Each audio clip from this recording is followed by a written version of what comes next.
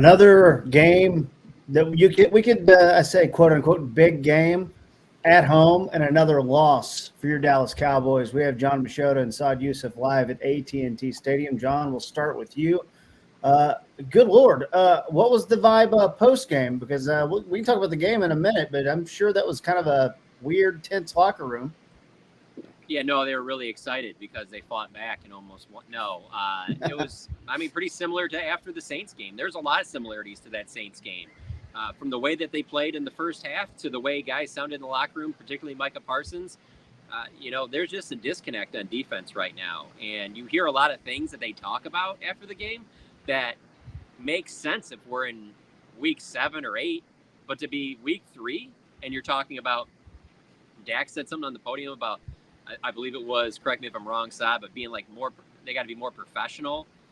You see some of the stuff on the sidelines with the way CD was, and then some of the back and forth with Micah and Tank, and it's funny because it looks like it's all spiraling out of control, but just like the NFL being the great league of parity that it is, they fight their way back and still have a chance there at the very end, and you're almost like, okay, well, the defense can kind of redeem itself, and it can. It gets back out there. They get it to 3rd and 6. They need to come up with a stop, and Lamar Jackson, pitch and catch. Zay Flowers, Trayvon Diggs, he took blame for it, left too much of a cushion there. And then, they got to get another stop.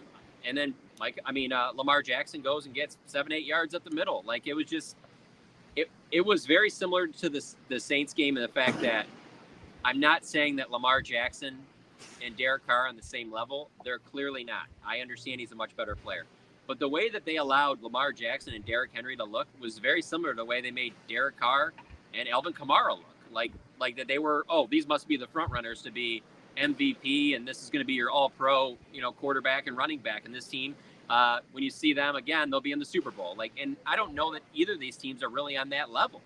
And so, yeah, the fighting and the coming back and making it a game, that is admirable, and maybe that is something they can build off of. And there's nothing that happened out here today that makes me think differently about the Giants game on Thursday, but still, you're at home. Like, how do you just let teams do whatever they want against you, mainly in the run game? Like, you understand that that's what all the teams are going to do. That's what you did practice-wise this week was you weren't worried about the pass game as much as you were, you got to stop Derrick Henry and Lamar Jackson, and they couldn't do it. Saad, let's go to you. What's kind of your number one takeaway of this weird day? Well, you asked about the post-game locker room, and for me, it was the fact that John's talking about how Micah sounded and all this stuff, like the fact that CD didn't talk. I think that was that's pretty notable. He's usually talking after every game. He doesn't even talk at his locker the way Micah does. They bring him out to the middle, and he talks. And CD didn't talk today. His body language was obviously a story throughout the game. And with 5 minutes left, Tom Brady even made a comment about his body language being off and everything. So I think, that to me, that was honestly a big thing that no matter how the game was going, you have to maintain that level of composure. And what John mentioned about the professionalism and things like that, I don't think not talking to the media is like a gigantic thing that needs to be blown out of proportion. I'm not saying that, but when you talk about accountability, Trayvon Diggs after the game talked about how he needed to make that last play when it was completed on 3rd down. You see a lot of people stand up and talk, and CD for the fumble he had in the red zone, a couple of drops he had that weren't great. I expected him to take that accountability and do that, and he didn't. So that was, I think that was a little disappointing. I'm glad you said the word accountability because I think about that a lot with this organization, and I don't even think we should spend a second talking about Jerry or the front office. I don't think that's what now is for. But we discussed last week Mike McCarthy, which was a me thing maybe or whatever, but what he does is he'll couch things, and we've won a bunch of games at home. Mike Zimmer, we talked about the pickle juice game, and you go back and look at that year, only 3 games that year of 2000 where they gave up under 100 rushing yards, like not like 3 or 4, like 5 or 6 games where they gave up more than 250 rushing yards. Yet last week he told you that he fixed it, and that's why he's standing here today.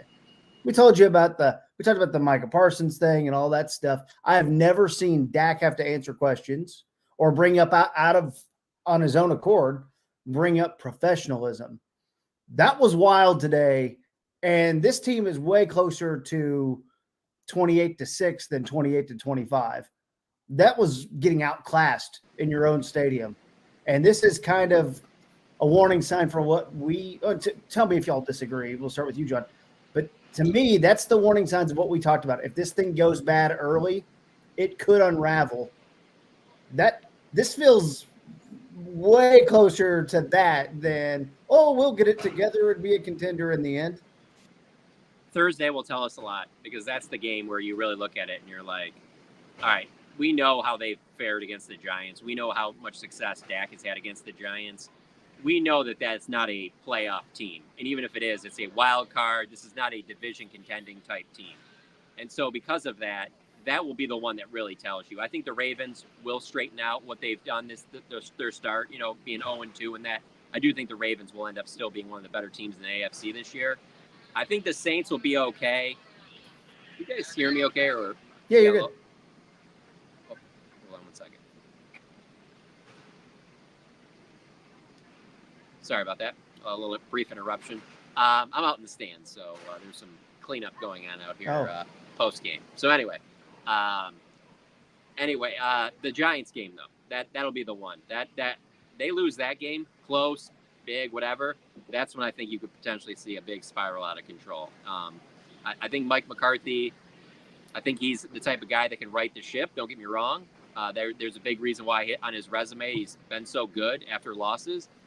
This is, I believe, only the third time after a loss since he's been with the Cowboys that they've had another loss. So that game will tell me a ton. But where it's sitting right now, I am kind of wondering like what we're going to see Thursday night against the Giants. Whereas when the schedule came out, I looked at it as like, oh, that's just a win. That's not, obviously. But now I'm kind of intrigued. Yeah, and I think a lot of it has to also do with how they play and everything, because it's not just about the bottom line result, which I think is a big thing, but I think part of it is that. And so for me, shout out to our friend David Hellman for this stat, but he mentioned that this is the first time in Cowboys history that they gave up 3 rushing touchdowns in consecutive games. I mean, for as bad as this defense has been, at different parts of the franchise, I think it's crazy that just happened now. And so, there's that standpoint, and then there's also to the point of you can't make these kind of mistakes at home when you have the benefit of the home crowd. Brady mentioned this on the broadcast as well after CeeDee Lamb had a false start. Those are road mistakes. You can't make those mistakes at home. So yeah, I'm really interested to see how it goes against the Giants. Just the CD aspect of it reminded me a little bit of San Francisco last year when CD kind of like, that was the body language game and everything like that. But, the bye week was 1 week later after that. And I think they could use a little bit of a reset, a little bit of a bye week, but they still got another 3-4 games before the bye week hits. So they have to figure it out. And when you give a guy the $34 million a year, what comes with that, as well as the production on the field, is that guy has to be a face of the franchise. That guy has to have leadership. That guy has to be somebody that you look to in moments when things aren't going well, and that has to be somebody that's a stabilizing factor. And I don't know that was the case today. I mean, that's the second game in a row that there are elements of it that remind you of that loss in January that just punched Jerry in the groin so hard. I don't know how it happens. I don't know how it happens, and that's why we're probably going to have change and all that stuff, later on. But like, I've sitting there watching that game going, how are you not ready to go again? And how are we going to have another game where you lose, where the quarterback has to throw it about 15 times? I mean, you look at the number. Lamar Jackson's line is very similar to Carr's from, I think he's 12 of 15. Derrick Henry, 25 carries for 150 something yards. It's like, okay, well, that's good. And then Jerry will tell you that, yeah, we like the running backs and all that stuff. Like we don't, that doesn't matter anymore. And the Cowboys fans know that, right? How do you fix this though? And I guess that's my question for you guys. We got to start with the defense. The offense obviously can't have a poor start like that and can't have one of their best players pouting, but we do have to start with the defense.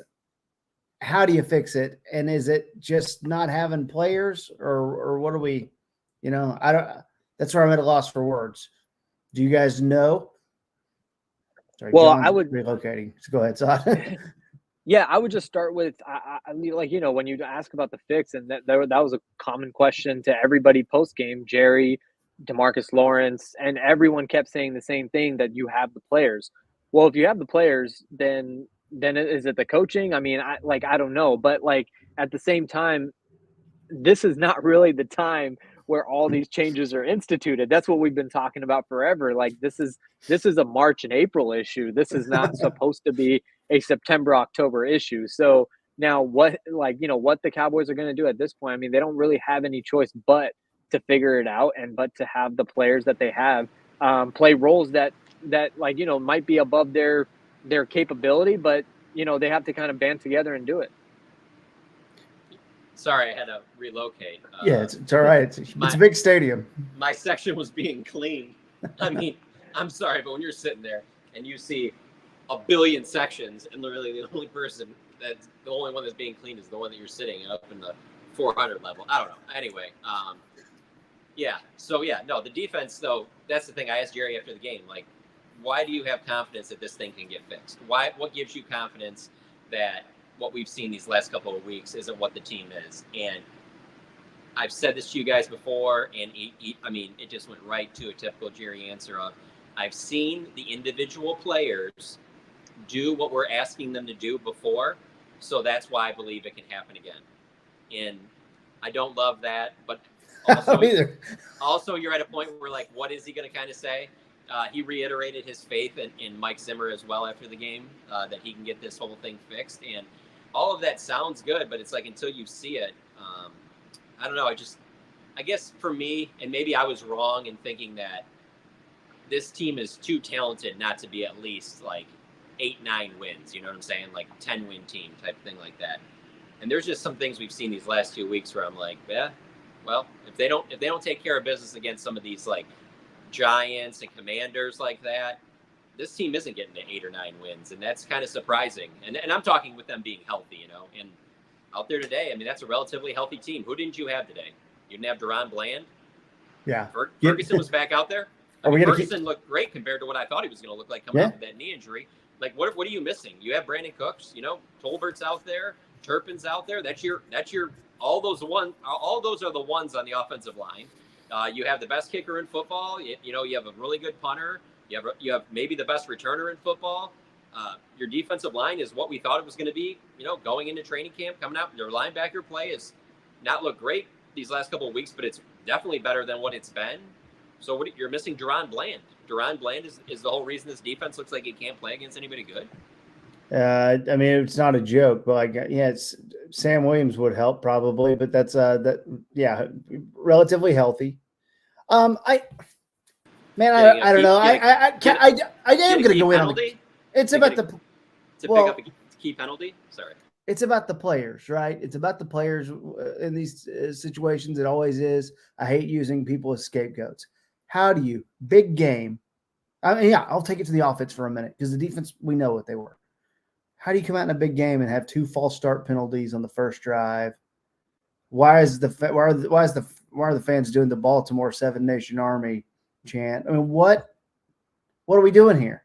Like, I was sitting there on my couch going, was there more Ravens fans than Cowboys fans there today? There was a lot of purple, both in the parking lot before the game and then right before the game kicked off. But that was kind of the rumor that there were going to be a lot of Ravens fans at this game, And I will say, if the team comes out, and when I say the team, I mean the Cowboys, and they're playing well, you take that fan base out of it, especially when they're on the road. But even if there was a third of the fans that were here for to support the Ravens, they're going to be super loud when their team comes out. Like, just imagine you going on the road to see whatever your favorite sports team is. We'll just throw out and say the Packers, just out of nowhere. Let's just make that up and use that as hypothetical. Like, for you to go on the road to a place that you don't really go very often, and that team comes out and you're just looking around, you're just like, oh, wow, this team's never going to stop us on offense. We can kind of just do what we want. You're not going to be really loud. You're not going to be really into the game. And then to add on the top of it, like, that team's not doing anything on offense to the point where I'm not going to say that the boos from Cowboys fans are the craziest I've ever heard, but it was in the conversation. And to be honest with you, I was proud of them for that. I thought that was very deserved. There were several things that happened early on where the team deserved to be booed.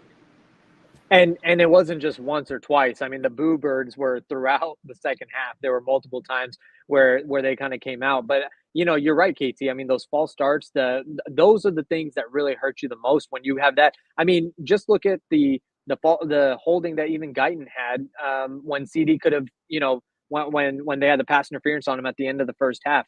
That's the difference between between 7 and 3 points sometimes. So a lot of careless mistakes, a lot of those kind of penalties that they had, and they're not they're not a good enough team to overcome that many.